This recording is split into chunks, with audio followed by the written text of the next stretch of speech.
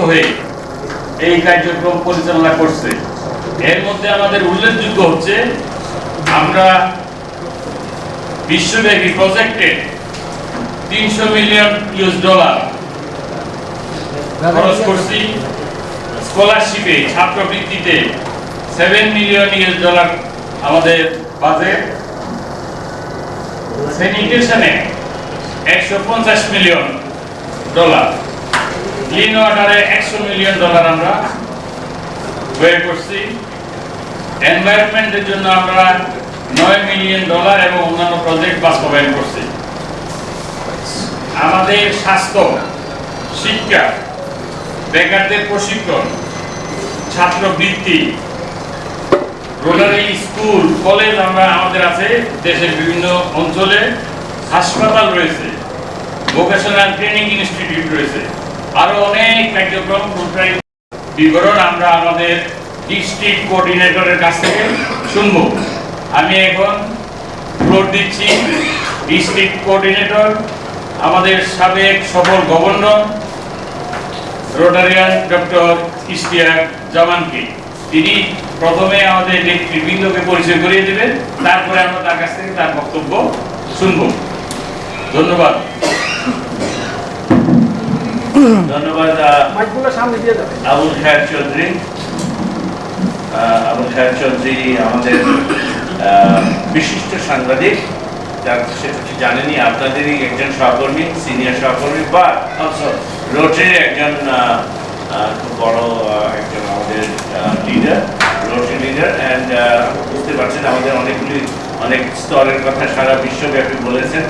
Club wise ঢাকাতে বাংলাদেশেও অনেকগুলি ক্লাব আছে, রোটারি ক্লাব আছে। ওনার ক্লাবটা হলো rotary club of Dhaka Cosmopolitan. ওনারা একটু তো ওনারা হচ্ছে এটার sponsor. So very happy that Cosmopolitan has done that. So তো আছেনই, আপনি শুনেছেন ওনার বক্তব্য, আবুল খায়ের চৌধুরী এবং আমাদের মাহমুদুল হাসান, ডক্টর ওমরশানি।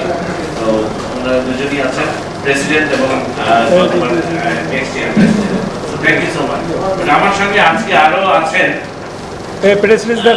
আমি হচ্ছি কান্ট্রি কোঅর্ডিনেটর বাংলাদেশের জন্য, সারা বাংলাদেশের জন্য। আর বাংলাদেশকে দুটো ভাগে ভাগ করা আছে, একটা ইস্ট, একটা ওয়েস্ট। ইস্টটা হচ্ছে ঢাকা ক্যাপিটাল এবং নর্থ বেঙ্গল, সাউথ বেঙ্গল নিয়ে, সেটার দায়িত্বে আছেন, এটাকে আমরা D64 বলি। এখানে একটা জায়গার মধ্যে D64 লেখা আছে। সেই D64 এর যে ডেপুটি কান্ট্রি হেড হচ্ছে first district governor A.K.M. Shamsul Huda. এর পরে আছেন আরেকটু দূরে চলে যায়, একজনকে স্কিপ করে, তার কারণ আছে। সে হচ্ছে আমাদের অ্যাডমিন টিমের যে সংগঠনে একটা সাংগঠনিক কাজের জন্য লোক নেতৃত্বের দরকার হয়, এবং সেটার নেতৃত্বে আছেন মাহমুদুল হাসান। মাহমুদুল হাসান একটু দাঁড়াও, থ্যাংক ইউ সো মাচ। ও হচ্ছে ক্লাবটার নাম Dhaka Abadi. Person I want to really highlight, রোটারিরও কিছু জিনিস আছে, পাবলিক রিলেশনস, পাবলিক ইমেজের জন্য, not then public relations, public image. এই সংগঠনটা কি কাজ করছে এবং বহির্বিশ্বের স্টেক হোল্ডারদের কাছে পৌঁছে দেওয়া, এবং সেটার দায়িত্ব আমরা একজনকে দিয়েছি। I think is a very appropriate person, Lubna Afroz.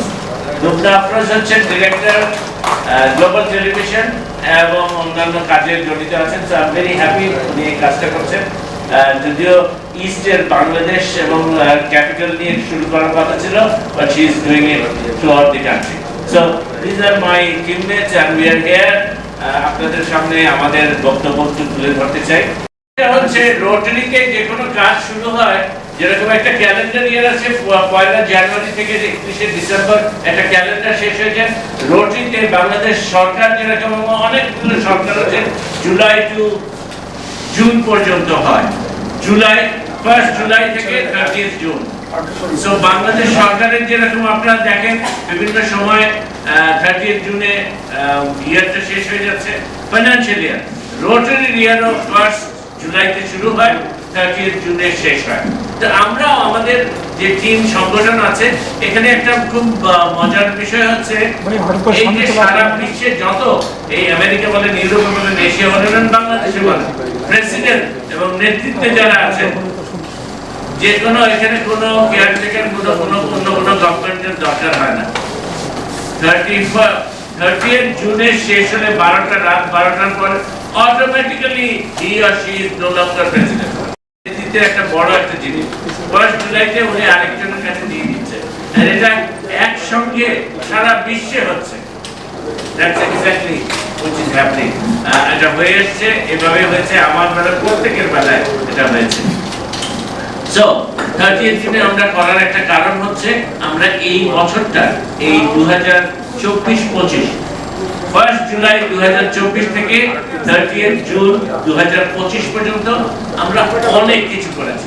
সেটা আমাদের এখানে অনেক রোটেরিয়ান ফ্রেন্ডস আছে, লিডার্স আছে, আমাদের সহকর্মী আছে, আপনাদের সহকর্মী যারা আছে, তারা জানাতে চাচ্ছে কি কি করেছি আমরা, এবং যে নতুন নেতৃত্ব আসছে 1 জুলাইতে, এটা অনেকটা ওই যে রিলে রেস হয় না, 4x100 মিটার রেস, চারজন, সবাই তো উসাইন বোল্ট না যে একেবারে বিদ্যুৎ গতিতে চলছে, একজন আরেকজনকে ব্যাটনটা দিয়ে দেয়। এটাও এক্স্যাক্টলি দ্যাট ইজ সকল কাজকর্ম শেষ করে আরেকজন দিয়ে দিচ্ছে। এটা কোনো প্রজেক্ট না, প্রজেক্টের একটা দিক আছে, দুটা দিক আছে, একটা ভালো দিক, একটা পচা দিক। ভালো দিক হচ্ছে প্রজেক্টের একটা স্টার্ট ডেট আছে, পচা দিক হচ্ছে প্রজেক্টের এন্ড ডেট আছে, শেষ হয়ে যায়, অমুক দিন প্রজেক্ট শেষ, প্রকল্প শেষ, তারপর ওই জিনিসটাও শেষ। আমাদের এখানে কোনো স্টার্ট ডেট আছে, এখানে এন্ড ডেট নাই। আমার ইয়ারে আমি শেষ করে দিচ্ছি, somebody else will take it up and carry it forward. That is what we do. কি কি জিনিস আছে উনি বলেছেন, আমরা কয়েকটা জিনিসের উপর 7টা মেজর ফোকাস এরিয়াতে, শিক্ষা, স্বাস্থ্য এবং অন্যান্য জিনিসের উপর আমরা আমরা হাইলাইট করি এবং কাজ করি, তাদের সঙ্গে কাজ করি। একলা তো সবাই কাজ করা যায় না, we do it with stakeholders, অন্যান্য stakeholders। আমাদের stakeholders কারা? অংশীদারিত্ব কাদের সঙ্গে? সরকারের সঙ্গে, বেসরকারি সংস্থা, সবাইকে নিয়ে একসঙ্গে কাজ করা। জাতিসংঘের UN our obligation to help the government help in every aspect so that we can see the light of the sun. So thank you very much. Thank you. আমি জানতাম না আপনি নিজেও একজন প্রেসের কর্মী ছিলেন, একজন প্রেস কনফারেন্সে উপস্থিত হয়েছে, সবাইকে জানাচ্ছি আন্তরিক শুভেচ্ছা। আমার একটা প্রেজেন্টেশন ছিল, আপনাদের সুবিধা হতো যে গত বছর রোটারি বাংলাদেশ রিপসা টিম কি কাজগুলো করেছে আমাদের দেশের পিছিয়ে পড়া জনগোষ্ঠীকে সামনে এগিয়ে নিয়ে আসবার জন্য, সেই বিষয়গুলো আপনাদেরকে দেখাতে চেয়েছিলাম। প্রজেক্টর আমাদের এখানে দেখাতে পারি নাই। আপনারা অলরেডি কান্ট্রি কোঅর্ডিনেটরের মুখ থেকে শুনেছেন যে রিপসা টিম রোটারি বাংলাদেশ আমাদের যে প্ল্যান হয়েছিল সেখানে কি কন্ট্রিবিউশন ছিল সেটা আপনারা অলরেডি জেনেছেন। এটা একটা বিশাল অ্যাচিভমেন্ট ছিল।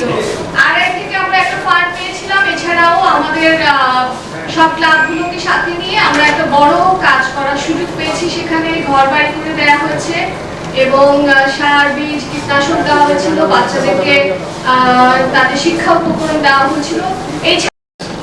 এটি বিচ্ছিন্নভাবে সারা বাংলাদেশে বিভিন্ন ক্লাব অংশগ্রহণ করেছে, তারা আয়োজন করেছে।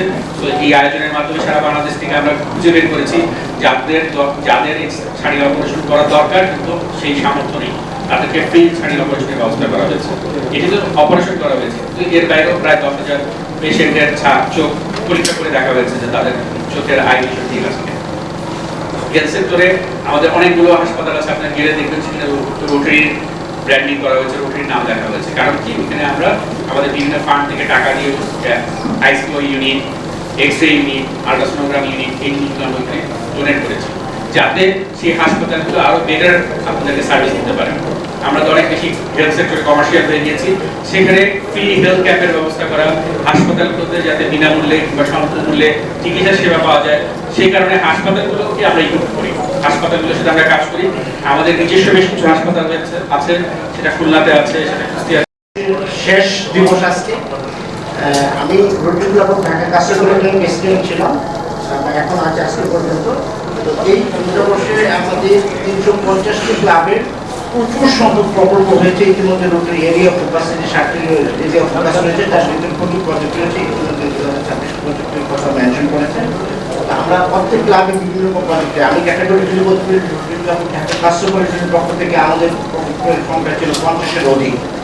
50-এর অধিক আমরা 7টি এরিয়া ফোকাস করেছি, এরকম আমরা সারা বাংলাদেশের সকল ক্লাব করেছি।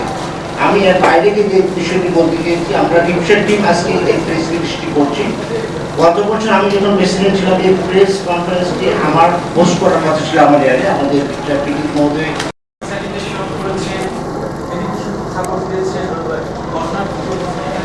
নারীর ক্ষমতায়ন আপনারা কি কাজ করেছেন? নারী আমরা কি ভেবেছিল সাম্প্রতিক 24 পরে বাংলাদেশের বৈষম্য একটা বলছি আমরা পাচ্ছি নারী ক্ষমতা বা অন্যান্য বন্ধুদেরকেও কেন এখানে অন্তর্ভুক্ত করা হয়? আর যে ব্যাপারটা আমাদের আরো বেশি কিন্তু আপনারা বিভিন্ন শ্রেণী পেশা বিখ্যাত মানুষ সুবিশাল মানুষ এখানে আমরা গত 2 দিন ধরে দেখছি কুমিল্লার মুরাদনগরে একটা ফোনে ভিডিও ভাইরাল হয়েছে। ভেবেছিলাম আপনাদের এটা কোনো ভায়া মিডিয়া না, আপনাদের সঙ্গে আমাদের সরাসরি সম্পৃক্ত। আমি ল্যান্ড ইট হিয়ার। আচ্ছা, আমি অ্যাকচুয়ালি বয়স হয়ে গেছে, I am running 80। It's a very important একটা মেসেজ। আপনি যদি জাস্ট ডিয়ার বাই যেটাকে আমরা আগে হাসপাতাল বলতাম, এখানে একটা ইউনিট আছে প্যালিয়েটিভ কেয়ার ইউনিট। আমরা জানি না আমাদেরকে ফাইনাল জার্নি করতে হবে, মানে যে কোনো জন্তু হোক, জানোয়ার হোক, মানুষ হোক, মৃত্যুর স্বাদ দিতে হবে। এই যে ইউনিটটা আমরা করেছি